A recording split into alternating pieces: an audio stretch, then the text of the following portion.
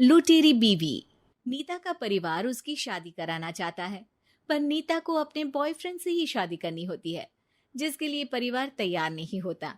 इन्हीं सब उलझनों के बीच नीता के पापा उसकी मर्जी के खिलाफ राघव और नीता की शादी करा देते हैं। शादी ਤਾਂ ਤੁਸੀਂ ਮੇਰੀ ਕਰਾ ਦਿੱਤਾ, ਹੁਣ मैं भी देख दिया ए परिवार खुश किवें रहंदा है। अपने गुस्से के चलते नीता शादी के अगले ही दिन से परिवार में सबको उल्टे जवाब देना, किसी की कोई बात ना सुनना और अपने मन मुताबिक रहना शुरू कर देती है, जिससे घर में सबको दिक्कत होती है, लेकिन नीता को कोई कुछ नहीं बोलता। एक दिन सास नीता के पास आती है।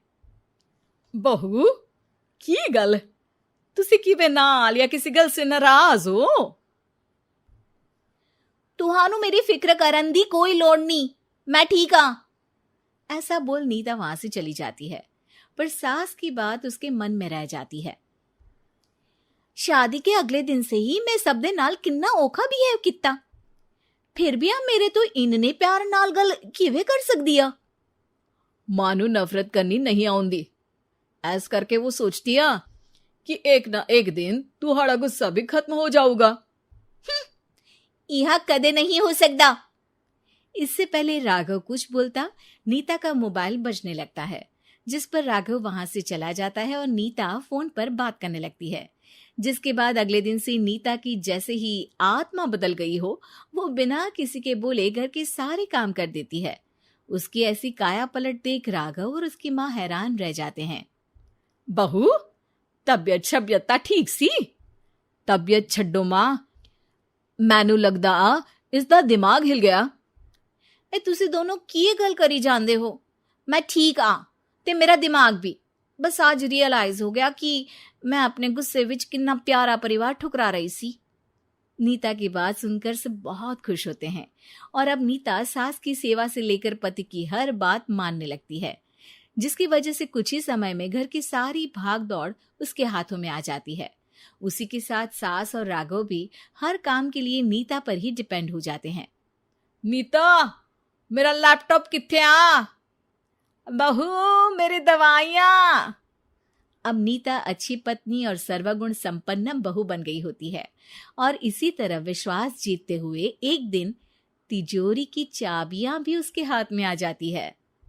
ऐ हुई ना गल, हुन आएगा जिंदगी विच स्वाद।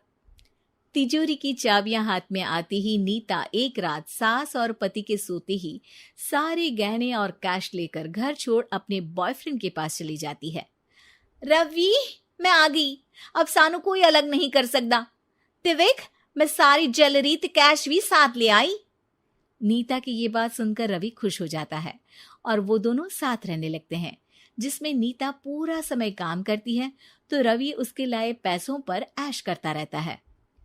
मैं तेरे तो प्यार कर दिया ता करके ससुराल छड़ाई, और एक तू आ जो पैसों दे आगे कुछ भी नहीं देखदा।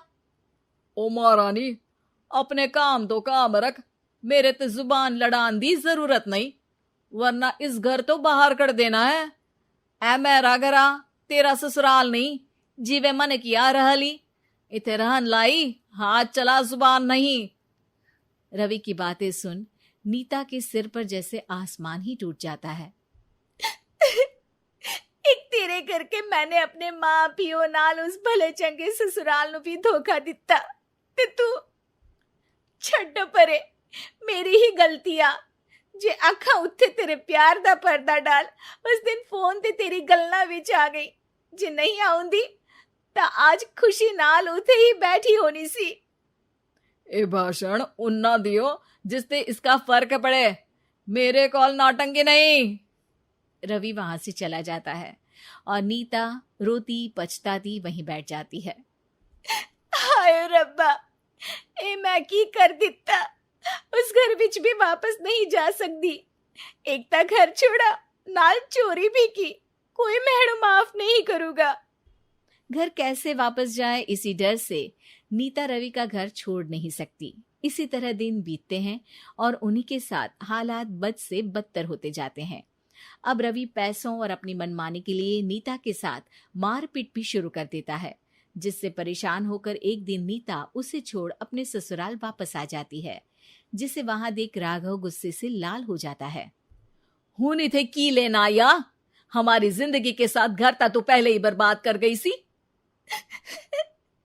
जान दिया, मेरी गलती माफी लायक नहीं। मैं कमली सी उस ढोंगी नु सच्चा प्यार दे इस सच्चे प्यार नु बोझ समझती बैठी। मैनू माफ कर दो। जे मेरी नूर रानी समझ गई आ कि उस तो गलती हुई आ, फिर किस बात का रुसना मनाना। केड़ी नूर रानी? रानी बोलन जोगा इसने केड़े झंडे गाड़ दिए? मां याद कर, तेरे घर बिच चोरी कर बहू ते पत्नी सब रिश्ते तोड़ भाग गई सी। और फिर की मानता रहिया, गलती हो गई सी। एक गलती ता रब भी माफ कर देता ते तू और मैं ता सिर्फ इंसान ही आ।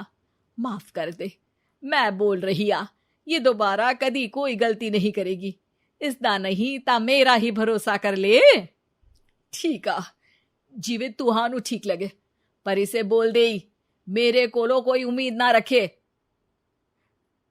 तुसी जीवे कहोगे। अब सास हर रोज राघव को मनाने की कोई ना कोई नई तिकड़म बताकर नीता को उसके पास भेजती रहती है, जिससे कुछ समय बाद नीता का पछतावा और कोशिशें देखकर राघव भी उसे माफ कर देता है।